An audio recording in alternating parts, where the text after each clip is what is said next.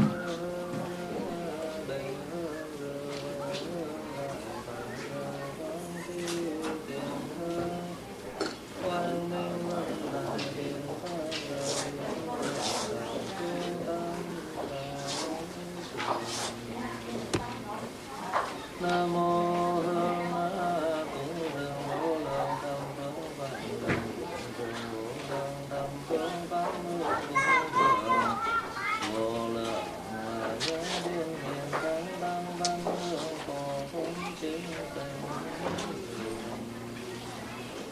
Từ thời đệ tử chúng đảnh cúng từ diệu đế tử vùng đồi phân tiên điền vì chứng cương ra hiệu duy nguyện bổn sư thích ca mâu ni phật lâm mân hữu tình hưng tiền nguồn cơ ba giáng đạo tràng chứng minh công đức tùy từ giáo hộ đệ tử chúng đang thân tu tai mang về bình an tự thời vô tiệm điều trí tai bán tiên âu cũng lại chi thành thang lại phản ánh chúng minh cần bằng. Nam mô Hương Cúng Dường Bồ Tát Nam mô Hương Cúng Dường Bồ Tát Nam mô Hương Cúng Dường Bồ Tát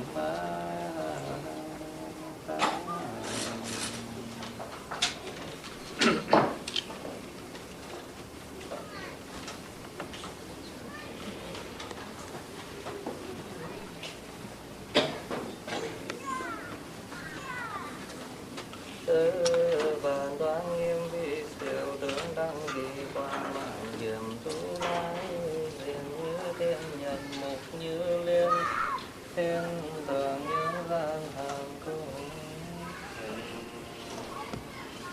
yên tâm đành là nam mô tận hư không biện pháp rơi hóa hiện vị lại thập phương chư phật tôn pháp hiền thánh tăng đường chú ta vào.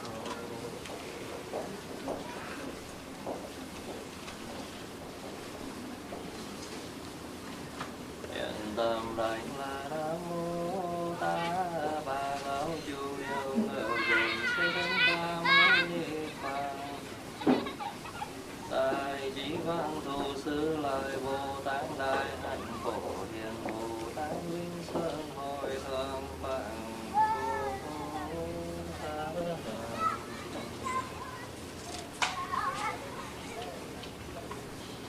yên tâm đảnh là nam mô Tây phương cực lạc thế giới đại tự đại bi an di đà phật đại bi quan thế âm Bồ Tát đại thế chí Bồ Tát đại nguyện giả đại vương Bồ Tát tăng tinh đại hải chúng Bồ Tát.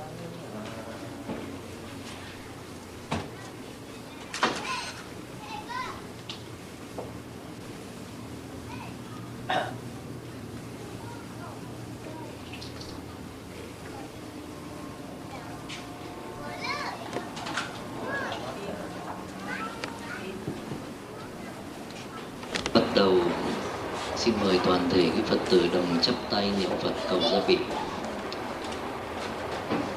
Nam mô Bổn Sư Thích Ca Mâu Ni Phật. Nam mô Bổn Sư Thích Ca Mâu Ni Phật. Nam mô Bổn Sư Thích Ca Mâu Ni Phật.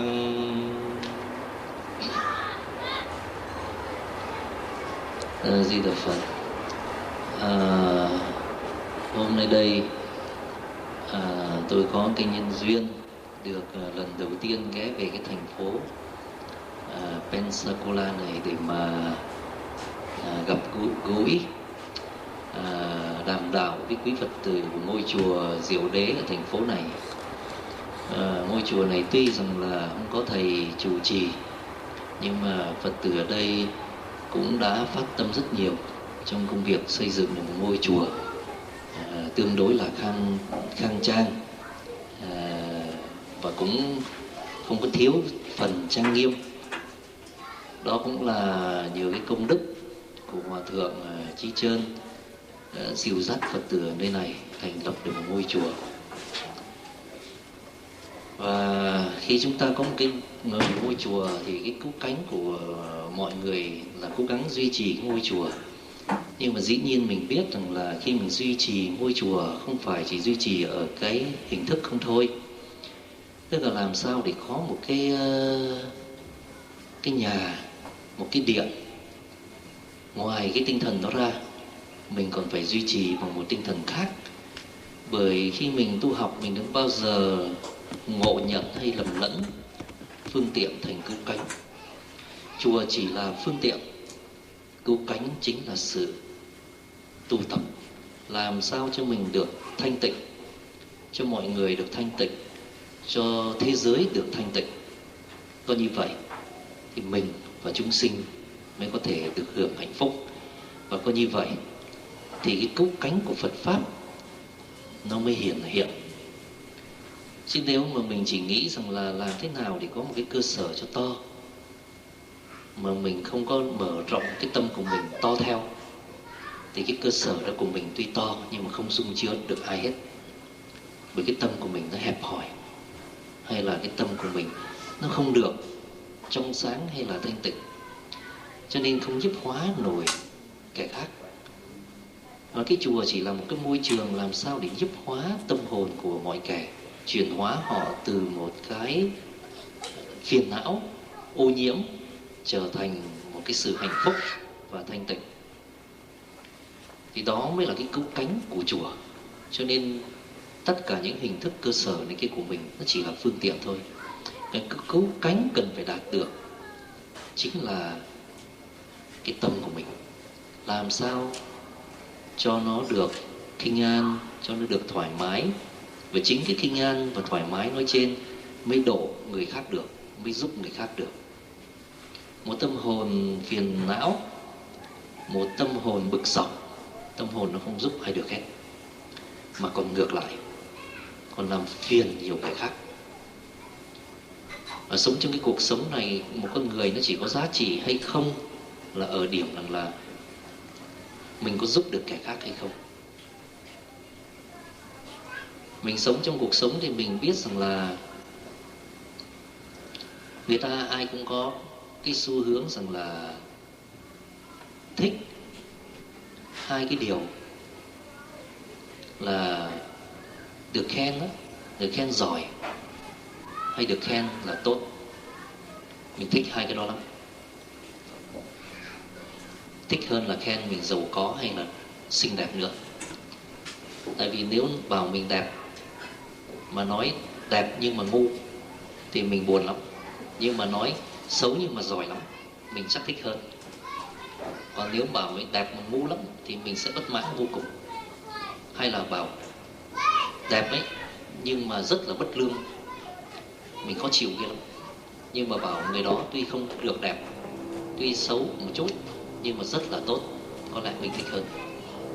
Thì cái tâm lý của mình thích tốt và giỏi. Và tốt và giỏi là yếu tố của thành công trong cuộc đời. Yếu tố mà mọi người tranh nhau. Chưa hẳn mọi người tranh nhau đẹp, nhưng mà cái mọi người tranh nhau bình nhận mình thấy sự ra là tranh nhau cái giỏi và cái tốt, chứ không phải tranh cái đẹp hay là tranh cái giàu, mà là tranh nhau tốt hay là tranh nhau là giỏi. Mình cãi vã với một người khác, nó chỉ chạy quanh cái vấn đề là một là mình và người kia muốn chứng tỏ ai là người giỏi hơn ai, hai là muốn chứng tỏ ai là người tốt hơn ai. Còn ngoài hai cái đó không có chuyện cãi nhau. Mình ít có ngồi vào với nhau để mình cãi nhau là mình và người kia người nào đẹp hơn, không có đâu. Mình lắng nghe có những vụ cãi lộn thôi, hay là người nào giàu hơn người nào. Mình đâu có ngồi lại để mình cãi nhau cái chuyện là giàu nghèo hơn nhau.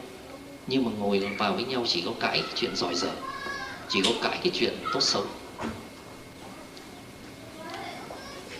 Nhưng mà và dĩ nhiên rằng là mình biết rằng là cái sự tốt ở thế gian này ấy, cái như vấn đề tối hôm qua trong cái buổi gọi là cũng như pháp đàm vậy đó mà, với lại quý Phật tử hôm qua tôi cũng có đề cập đến rất nhiều những cái hình thức của Phật Pháp mà có thể giúp cho mình và giúp cho người, để mà tạo dựng cho mình trở thành một cái người gọi là tốt. Mà cái người tốt thì dễ giỏi lắm, mà người xấu thì chắc chắn không có giỏi mà là dở. Tại vì người xấu á, họ chỉ có khả năng làm lợi cho họ thôi, và như vậy đó thì không phải là giỏi. Người giỏi phải là cái người mà làm lợi được cho muôn người mới là giỏi. Còn cái người giỏi mà chỉ tự lo được cho mình thôi, mà lo cho người khác không nổi, mà khi lo cho người khác không nổi, không có khả năng lo, thì như vậy không gọi là giỏi. Giỏi là phải là lo được cho mọi người, giải quyết được chuyện mọi người, chứ không chỉ riêng chuyện của mình. Và người nào cầu mình cái vấn đề của họ mình cũng có thể giải quyết được, có vậy mới gọi là giỏi chứ. Nhưng mà người xấu thì dĩ nhiên, người mà không tốt dĩ nhiên không bao giờ có cái giỏi đó. Cho nên người tốt là người chắc chắn không có giỏi. Cái giỏi của họ chỉ là cái giỏi làm quấy. Cái giỏi của họ chỉ là cái giỏi mà làm được cái gì đó cho họ. Nhưng mà nếu mình cứu xét cho thâm sâu thì họ cũng có làm được cho họ. Tại vì một cái người mà chỉ có lo cho mình và chỉ có làm được cho mình thôi đó, chung cục mình cũng chẳng được gì hết. Mà sở dĩ mà tôi nói chung cục mình chẳng làm được gì hết á, là bởi vì cái mà mình cần nhất ở trên đời này á, là một cái sự hạnh phúc. Mà cái sự hạnh phúc đó nó đòi hỏi mình phải có một cái tâm hồn mà như Đức Phật thường nói không có một hạnh phúc nào sánh bằng sự an tĩnh của tâm hồn. Nghĩa là khi một tâm hồn mà được an tĩnh, một tâm hồn mà được yên ổn, không âu lo, không sợ sệt, thì tâm hồn đó gọi là một tâm hồn hạnh phúc. Và cái hạnh phúc của mình đạt được đó, luôn luôn là do ở nơi tâm hồn, chứ không do ở nơi thân. Cho nên thân này của mình có thể hạnh phúc, nhưng mà cái hạnh phúc đó nếu mình ngẫm cho kỹ là tại vì cái thân đó đóng góp cho cái tâm mà cái hạnh phúc đó được cảm nhận. Tôi nói ví dụ như vậy. Chẳng hạn bây giờ mình được mặc áo ấm, áo đẹp, áo ấm, mình được ăn những cái món ăn ngon. Những cái món ăn ngon hay những cái áo đẹp mình gọi là đẹp, hay là những cái ấm áp đó, là bởi vì nó đóng góp một phần vào cho cái tâm hồn của mình. Tức là cái tâm hồn của mình tạm thời nói như vậy, cái tâm hồn mình tạm thời nói như vậy. Cái tâm hồn đó của mình nó thích như vậy.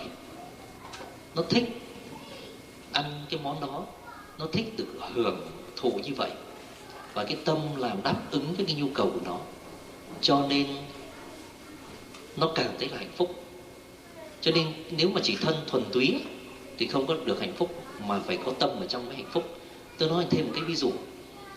Chẳng hạn bây giờ mình bảo là tự dưng tôi ngồi đây rồi tự nhiên dưng tôi thèm một ly cà phê đá. Thì khi tôi nghĩ tôi thèm một ly cà phê đá đó là cái tâm ý của tôi nó thèm. Rồi khi đó tôi uống thì khẩu tôi nó uống, vị tôi nó nếm, và nó vừa nó ngon, tôi thấy thích thú. Nhưng mà không có nghĩa rằng là cà phê luôn luôn làm cho tôi thích. Cà phê đá không phải luôn luôn làm cho tôi thích. Nếu mà quả tình cái thân của tôi thích không mà không phải tâm hồn đó, thì tôi sẽ muôn thuở thích cà phê đá. Nhưng mà không, cũng cái thân đó của tôi, cũng cái lưỡi đó của tôi, cũng cái miệng đó của tôi, cũng cái vị đó của tôi. Nhưng mà có lúc tôi thích cà phê đá, có lúc tôi thích nước trà, và có lúc tôi thích coca. Chẳng hạn bây giờ giữa mùa đông giá rét, trời tuyết rơi ở ngoài, nhiệt độ xuống tới 20 độ âm, tôi đâu có thèm ly cà phê đá. Ai đưa đến tôi lắc đầu. Và tôi thích một ly trà nóng, hoặc là một ly cà phê nóng. Như vậy thì mình thấy rõ ràng rằng là tất cả những cái mà thân nó đòi hỏi là do tâm nó chi phối. Như vậy thì thân này dù có được hưởng thụ cách mấy, nhưng mà nếu không vừa với cái tâm ý thì sự hưởng thụ đó trở thành vô giá trị. Cho nên chẳng hạn thì dù bây giờ mình ngồi ở đây đó, mình ngồi ở Việt Nam, mình ước ao có được một căn nhà, mình ước ao có một chiếc xe hơi. Đó là một niềm ao ước khó đạt được khi mình ở Việt Nam. Nhưng mà qua đây cái niềm ao ước đó đạt được một cách dễ dàng, đạt được rất dễ dàng.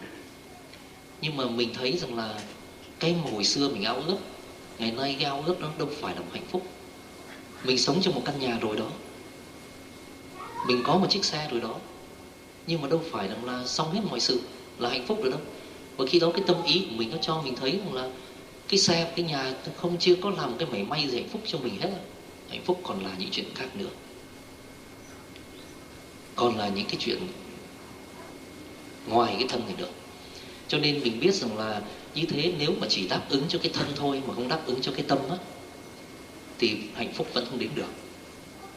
Cho nên cái tâm hồn đang còn buồn bã một chuyện gì, mình đang còn gây hấn với một người nào chuyện gì, thì cái món ăn ngon để trước mặt hay cái áo đẹp để trước mặt cũng vô ích. Những cái đó làm đẹp cái thân này, làm khỏe cái thân này, nhưng không làm một mảy may cho một cái tâm hồn của mình lúc bấy giờ, thì những thứ đó trở thành vô ích.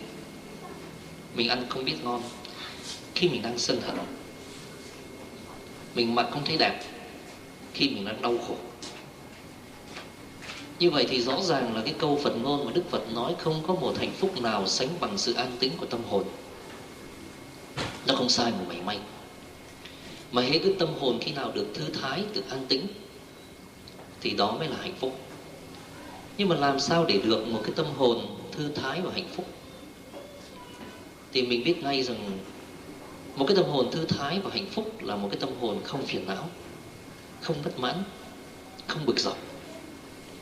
Mà một tâm hồn không phiền não, không bất mãn, không bực dọc là một tâm hồn như thế nào để tránh những cái pháp nói trên, để tránh những các pháp ô nhiễm nó nói trên. Mình thấy căn do của mọi cái sự ô nhiễm đó nó chung quy cũng chỉ vì rằng là mình luôn luôn có một cái tâm tư ích kỷ. Ích kỷ đó là chỉ nghĩ cho mình thôi. Và chính vì cái tâm tư ích kỷ chỉ nghĩ cho mình đó thôi mà mình mới luôn luôn bất mãn, mình mới luôn luôn bực dọc, mình mới luôn luôn tức tối, mình mới luôn luôn ganh tị. Cái ganh tị đó không khởi từ mình thì khởi từ ai nữa, cho nên mới gọi ganh tị chứ. Bực dọc tức tối gì cũng từ mình phát sinh hết.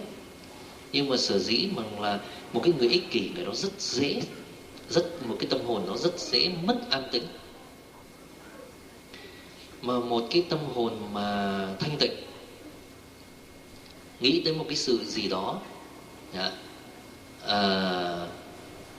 một cái sự mà lợi lạc cho mọi người cũng như cho mình, có một cái tâm bao rộng, tâm mở rộng, cái tâm nó không có hẹp hòi. Với một cái tâm hẹp hòi đó thì cái tâm nó không có chứa được cái gì hết. Mà giống như cái ly nước như vậy, chỉ cần một cái giọt mực dò vào là cái ly nước nó biến màu. Thì cái tâm của mình cũng vậy, chỉ cần một cái pháp ô nhiễm nó rơi vào một con người, cái tâm hạn hẹp chỉ ngã, tâm đó bị biến màu. Tức là một cái oán của người khác nó nhỏ vào trong cái tâm của mình, thì cái tâm của mình tự khắc nó thành cái màu oán mà mình cũng oán theo, tức là gọi là nhiễm. Nhưng nếu cái tâm nó mở rộng ra, giống như bây giờ mình lại đem một cái bình mực, mình ra dòng sông, chứ chưa nói đến biển, mình đổ xuống, nước không có biến thay đổi, nó cũng y chang màu như cũ. Cái mực nó chỉ loang một chút thôi, sau đó là cái màu mực nó tan biến ở trong cái dòng sông đấy trên. Chứ đừng nói là nếu mình thảy xuống dưới biển. Thế thì với một cái người mà có tâm hồn mở rộng thì những cái nhiễm pháp kia nó vào trong cái tâm hồn nói trên, nó có thể bị ảnh hưởng, tức là bị làm cho mất đi. Bị cái tâm rộng mở đó nó làm cho cái ô nhiễm đó nó không có phát tác được, nó không có thành hình được. Như vậy thì mình biết rằng là với một cái tâm ích kỷ á, thì con người ta dễ phiền não cái lắm. Nhưng mà với một cái tâm mà khoan dung hay là độ lượng á, hay cái tâm khoan dung độ lượng, khi nói khoan dung độ lượng là cái tâm nó hướng đến, nghĩ đến cho người, hướng theo mọi người, thì cái tâm nó được rộng mở. Thì khi cái tâm rộng mở như vậy thì cái người đó ít phiền não vô cùng. Người đó rất ít phiền não, mà người đó lại hay vui vì rằng là mình giúp được người này, mình giúp được người kia, mà những người được mình giúp, những người đó hoan hỉ, những người đó cảm kích, và cái sự giúp đó làm cho mình được an lành. Và chính cái sự giúp đỡ đó mới khiến cho mình trở thành một người tốt. Và chính cái tốt đó là một cái động lực để khiến cho mình giỏi. Chắc chắn như vậy. Chính cái tốt, chính cái mình mong muốn làm cái gì cho thiên hạ, chính cái tâm mong muốn đó mà khiến cho mình quyết định làm cho thành. Và chính vì trong khi mình quyết định làm cho thành mà mình mới phải sáng kiến này, sáng kiến nọ. Và tất cả những cái sáng kiến đó của mình từ đâu mà có, nếu không từ một cái động lực làm cho người, thì mình bao giờ có những cái sáng kiến nói trên. Và chính mình có thể thành tựu được nhiều cái sáng kiến, là chẳng hạn như tôi nói, như quý Phật tử ở đây xưa nay chưa từng làm việc Phật sự, ví dụ như vậy, chưa từng làm chuyện chùa, nhưng mà hôm nay cùng bất đắc dĩ mình phải tập hợp nên một cái mái chùa xây dựng lên, và mình phải chia công việc ra mà làm. Và khi chia công việc ra mà làm thì mỗi đang còn là người rất là thiếu kinh nghiệm, nhưng mà vì bắt tay vào làm cho nên mình mới ngày đêm suy nghĩ. Và chính cái tư duy đó của mình mà mình mới phát sinh ra được nhiều cái sáng kiến, nhiều cái hiểu biết trong cái việc làm mới mẻ này của mình. Và như vậy mình trở nên một người có kinh nghiệm. Và người giàu kinh nghiệm chừng nào thì là người có khả năng, và gọi là giỏi. Như vậy thì nhờ cái tốt mà nó đưa đến cái giỏi. Xưa nay mình bảo chuyện Phật sự tôi rất là dở, tôi không biết gì hết, nhưng mà nhờ tôi đứng ra tôi gánh phát mà tự nhiên tôi thành giỏi chuyện Phật sự. Nên người khác người ta đến ta thấy, người ta nói Phật tử ở đây giỏi ha, làm được cái đó, làm được cái kia. Nhưng mà chính cái mà làm được đó cũng chỉ do yếu tố rằng là vì mình muốn một cái lợi lạc chung, cho nên mình phát sinh ra những cái như vậy. Nói ví dụ như thế. Thế thì mình sẽ thấy rằng là do nên cái tốt nó mới đưa đến một cái sự giỏi. Và cái giỏi đó là cái làm lợi cho nhiều người. Nhớ là cái là chỉ làm thành công cho mình không gọi là giỏi đâu. Đúng nghĩa của chữ giỏi. Đúng nghĩa của chữ giỏi thì là cái giỏi đó là cái làm được cho nhiều người mới gọi là giỏi. Còn làm cho cá nhân của mình mà không làm gì được cho ai hết, và không giúp gì được một người nào hết, một người như vậy không giỏi tí nào. Một người giỏi là một cái người làm được cho mình. Thế cho nên mình biết rằng là để mà mình được sống một cái cuộc sống làm sao cho nó an tĩnh tâm hồn an tĩnh, để được một cái hạnh phúc, thì đương nhiên mình phải hiểu ngay rằng là cái vật chất nó chỉ là thứ yếu thôi.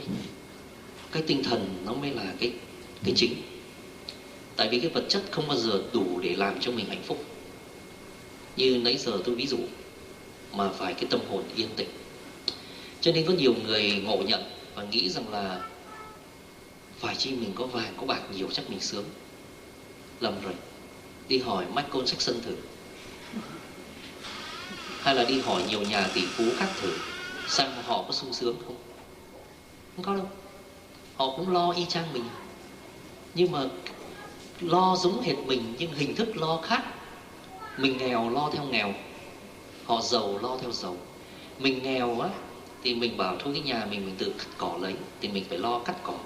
Còn người giàu thì không có lo cắt cỏ, nhưng người giàu phải lo mướn người cắt cỏ, lo tìm người cắt cỏ đó. Thì cũng lo thôi. Thì mình cũng lo, họ cũng lo, chứ không phải họ hết lo. Mà hết lo mới là sướng. Còn lo mà lo dưới dạng thức nào cũng vẫn là bất an. Mình nghèo cho nên mình phải cần cù tự đi làm đi ăn. Còn ông tỷ phú, ông giàu thì ông phải lo trả lương công nhân, lo tính toán tài sản, lo thuế, lo má, lo đối xử đủ mọi chuyện, chứ đâu phải không lo. Cho nên người giàu có cái lo của người giàu. Cái lo đó biến thiên, nhưng mà cái lo đó nó chạy theo cái cuộc sống của mình. Nó bám sát, nó dai như đỉa, nó không chịu buông tha mình. Mình chuyển hoàn cảnh cỡ nào thì nó lo cỡ đó. Hồi xưa mình không có bằng cấp, mình có cái lo của không bằng cấp. Và khi mình bảo phải chi tôi có bằng cấp cao thì có lẽ tôi thoát được khỏi cái lo này. Đúng như vậy. Khi tôi có bằng cấp cao, tôi không có lo của cái lo mà tôi đi kiếm việc làm khó, nhưng mà tôi bắt đầu có cái lo của một người có bằng cấp cao, một cái lo mới. Cho nên người ta chỉ đối trị ngọn mà không ai đối trị gốc.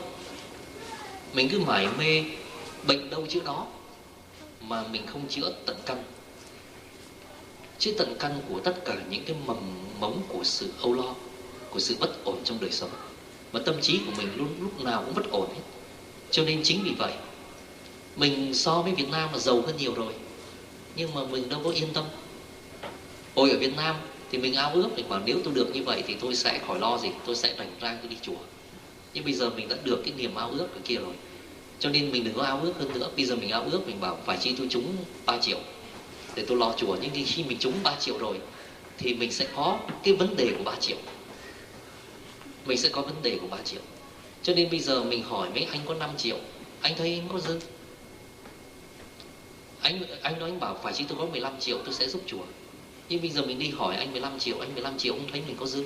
Và phải chi tôi 20 triệu tôi giúp chùa. Cái cuộc đời nó như vậy. Và nếu mình nghiền ngẫm kỹ mình sẽ thấy nó không có dư là bởi vì mình thấy mình vẫn còn phải lo. Còn phải lo là còn phải đề phòng. Còn đề phòng là còn phải dự trữ, còn phải dành dụm, còn phải tiết kiệm, còn phải thủ thân. Cho nên vẫn không thấy dư. Là bởi vì cái lo khi nào nó cũng đeo mang mình hết. Và khiến cho khi nào mình cũng phải phòng thân. Mà khi phòng thân như vậy thì tất nhiên mình phải thủ. Mà mình không có dám hành xử một cách giống như một người không lo, giống như một người mà bình thản vậy. Thế cho nên mình biết rằng là nhưng mà thực sự mà nói nó thì cái mà mình lo cho thiên hạ đó, cái đó giống như là Đức Phật nói, thế mình lo cho thiên hạ thì mình lo được cho mình. mà mình khỏi cần